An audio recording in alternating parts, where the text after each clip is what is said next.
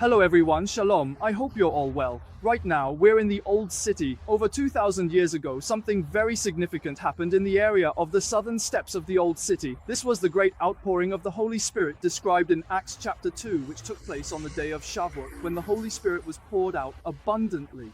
So why do I say it happened at the southern steps? Because archaeological discoveries have shown that the correct location was not inside the upper room, but rather at the site of the southern steps. The southern steps were actually one of the entrances to the temple at that time. It is said that Peter most likely stood on these southern steps to preach the gospel of the Messiah, Yeshua, to 3,000 people and to many Jews. That day, as recorded, we know that approximately 3,000 Jews came to believe in Yeshua, and near the southern steps of the temple, there were many baptismal pools available, so they could immediately, without delay, be baptized right there on the spot. Alright, so today, let's reflect on what a tremendous transformation took place in the hearts of those Jewish apostles and disciples present at the scene over 2,000 years ago, when the Holy Spirit was poured out at the southern steps. Let's begin by talking about the covenant with Noah. After Noah and his family came out of the ark, we know that God used the rainbow as a sign, making a covenant with all humanity and living creatures, telling them that he would never again destroy humankind or these living beings. And from this we can see that God intended to continue choosing humanity to fulfill an even greater and more magnificent plan of redemption than that of Noah's ark. At that time, God's plan involved only 8 people, but later on, his ultimate plan of redemption would include thousands upon thousands of people. So after Noah, whom did God choose next? He chose Abraham and made a covenant with him. When God chose Abraham, the content of this covenant mainly concerned the kingdom, kingship, and land. It also promised that Abraham's descendants, which we know refers to the Messiah, Yeshua, would come to confirm all of God's covenants.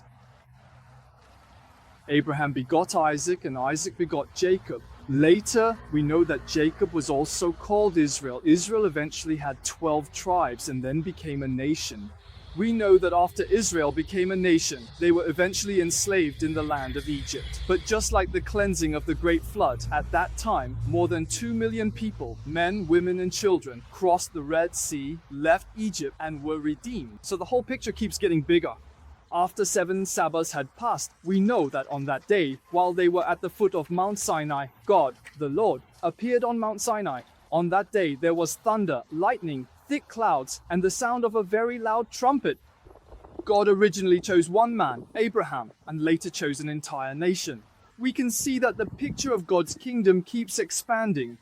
At Mount Sinai, God made a covenant with the entire nation of Israel, and he gave the law, that is, the Torah, to the people of Israel.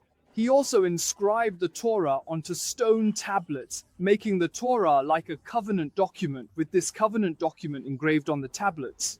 From this, we can see that the promise of God's kingdom becomes even clearer.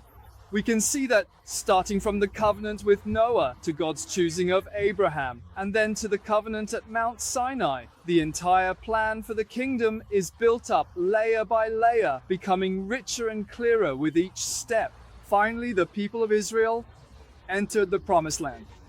We know that after Israel became a nation, it reached its peak during the reign of King David, and we can see that on the foundation of the covenants with Noah, Abraham, and at Mount Sinai, God made yet another significant and meaningful covenant, this time with David, allowing David to see even more clearly the comprehensive and detailed blueprint of God's kingdom plan, a plan that would unfold in the generations to come. Furthermore, the prophet Ezekiel also prophesied about the state of the Messianic kingdom in the end times in this way.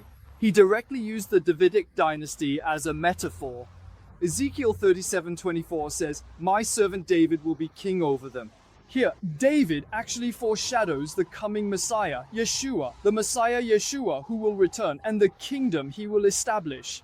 All the people will be under one shepherd. They will follow my ordinances and carefully observe my statutes. So, when Yeshua returns, what will the messianic kingdom he rules over actually be like? They must obey all the commandments and ordinances and keep my statutes. Now, let's go back to Acts chapter 2. On the day of Shavuot, in this scene of the great outpouring of the Holy Spirit, what do you in particular notice about it? It seems reminiscent of the scene at the foot of Mount Sinai with sounds from heaven and tongues like flames of fire. So, what kind of transformation actually took place in the hearts of these apostles and disciples after they were filled with the Holy Spirit? We need to clearly understand that these devout Jews were very knowledgeable. They fully understood the Noahic covenant, the Abrahamic covenant, the Sinai covenant, and the Davidic covenant.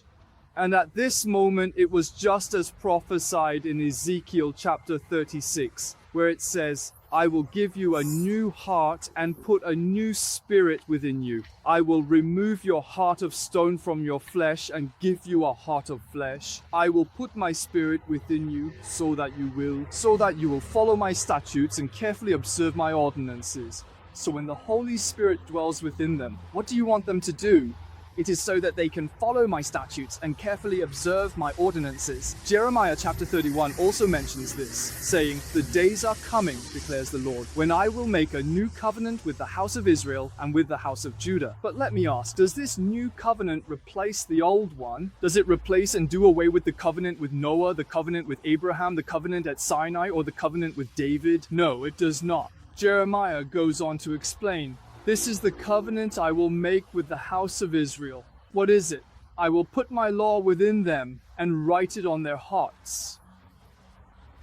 So then, what does it mean to establish a new covenant? It means engraving the covenant that was on stone tablets onto the tablets of the heart. And the author of Hebrews also quotes the words of the prophets. In Hebrews 10:16, the Lord says, This is the covenant I will make with them after those days. I will put, what? My laws. And the original text says my Torah on their hearts and write them on their minds. So then, the new covenant that God made with them, which is the Messianic covenant, what does it do?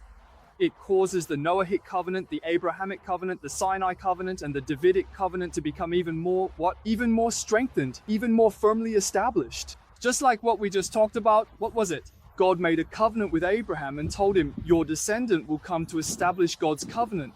So when Yeshua came and established the Messianic covenant with us, it further affirmed and strengthened all of God's previous covenants that we just mentioned. Then we see that the Jewish apostles and disciples who were present and filled with the Holy Spirit at that time experienced a tremendous change within themselves. And moreover, they gained remarkable foresight.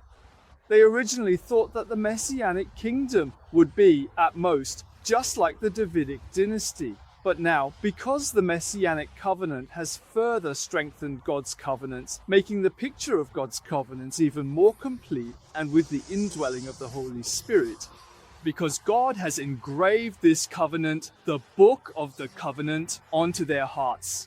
So they say, wow, the coming Messianic kingdom is not just the Davidic dynasty, it far surpasses anything we could imagine.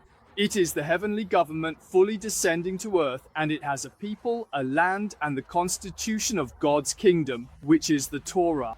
And moreover, Yeshua himself becomes the king of this kingdom. So let me ask you all a question. From the Noahic covenant all the way to the Messianic covenant, has any covenant been replaced by another? Has any covenant ever been replaced by any other covenant? Absolutely not. So what is it? It is layer upon layer, building up and accumulating until it reaches fullness. So this is the gospel of the kingdom of heaven. This is the gospel spoken of in Isaiah 52:7. So what is the true gospel? It is the one who brings good news, proclaims peace, brings glad tidings, and announces salvation, saying to Zion, your God reigns. Therefore, the ultimate gospel of the kingdom of heaven is that when Yeshua returns and reigns in this messianic kingdom, all the covenants are stacked together until they reach their fullest. He says, your God reigns. Amen. Shalom.